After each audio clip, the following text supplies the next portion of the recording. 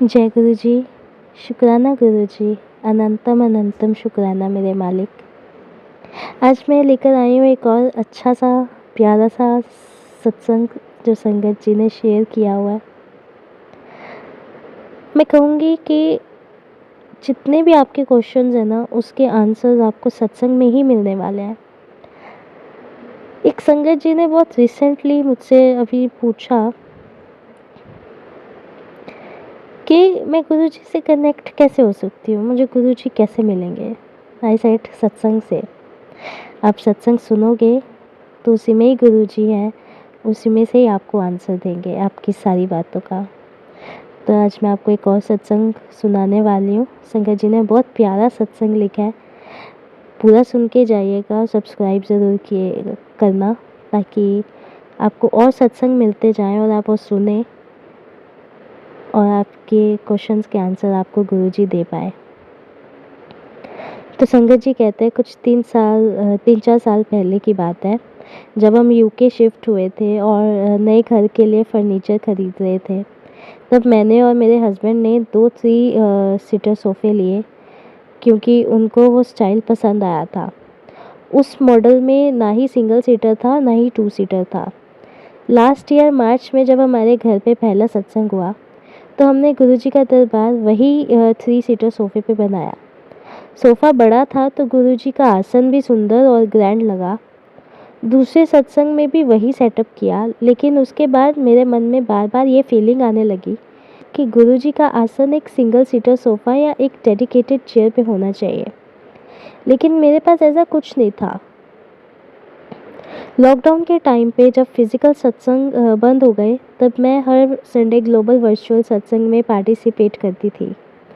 Playlist चलती थी, चाय प्रसाद, कड़ा प्रसाद, ज्योत और आरती, सब कुछ मैं घर पे ही बना के रखती थी।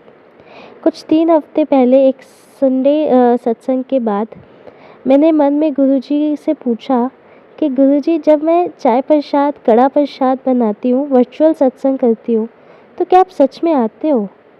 और मेरी सोच के बिल्कुल अपोजिट मुझे अंदर से गुरुजी का जवाब महसूस हुआ, तो सब कुछ करती हैं पर मेरी गद्दी तो लांदी नहीं। ये सच था, मैं उनका आसन या गद्दी बना ही नहीं रही थी। मैं सिर्फ उनकी फ़ोटो और चरण कमल के सामने आरती करती थी। उसी दिन मैंने डिसाइड किया कि अब से गुरुजी के लिए प्रॉपर गद्दी बनाऊंगी। अगले संडे सत्संग में मैंने अपनी बेटी के स्टडी टेबल की चेयर ले आई और उसको ही उनकी गद्दी बनाया। मन में बार बार उनसे माफ़ी मांगी, गुरुजी माफ़ कीजिए, टाइट तो लग रहा होगा पर अब मेरे पास अभी और कुछ नहीं है आपके लिए।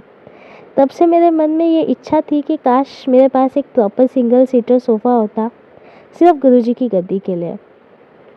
फिर 1 जुलाई को हमारे घर सत्संग था जो ज़ूम पे लाइव स्ट्रीम भी हो रहा था। उसके लिए फिर से वही 3 सीटर सोफ़ा शिफ्ट करके उनका दरबार बनाया। सत्संग के बाद मैंने अपने हस्बैंड से कहा, काश मेरे पास एक सिंगल सीटर सोफ़ा होता, सिर्फ गुरुजी के लिए। और उसी शाम मे बी या नेक्स्ट इवनिंग यूके से जाने वाली एक संगत आंटी का मैसेज आया, मेरे पास एक सिंगल सीटर सोफ़ा है जो मैं हमेशा गुरुजी की गद्दी के लिए यूज़ करती थी, अगर आप चाहो तो मैं आपको दे सकती हूँ। तो मैं लिटरली शॉक्ड हो गई। जब मैंने उनसे बात की तो उन्होंने बताया कि उनका हर फर्नीचर बिक गया था एक्सेप्ट इस सोफ़ा के। सबको पसंद आया लेकिन किसी से डील पक्की नहीं हुई।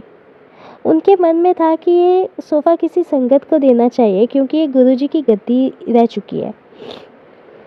कुछ दिनों से वो गुरुजी के स्वरूप के सामने बैठकर पूछ रही थी कि किस संगत को सोफ़ा देना चाहिए। हर बार उनके मन में मेरा इमेज फ्लैश होता था, बस समझ नहीं पा रही थी जब तक उन्हें वो स्ट्रॉन्ग फीलिंग नहीं हुई कि ये संकेत है। और तब उन्होंने मुझे मैसेज कर दिया। जब मैंने उनको अपनी साइट की कहानी सुनाई तो वो भी इतनी हैरान थी जितनी कि मैं।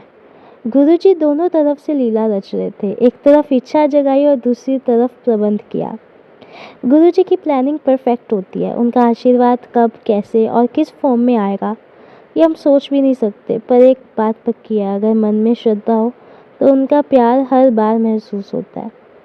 तो संगत जी, ये एक प्यारा सा सत्संग जो शेयर किया संगत जी ने, ये सुनकर तो सच में मेरी आँखों में भी आँसू आ गए थे कि गुरुजी कितनी छोटी-छोटी चीज़ों का ध्यान रखते हैं और हम मूर्ख लोग, मूर्ख इंसान उनकी लीलाओं को समझ भी नहीं पाते हैं।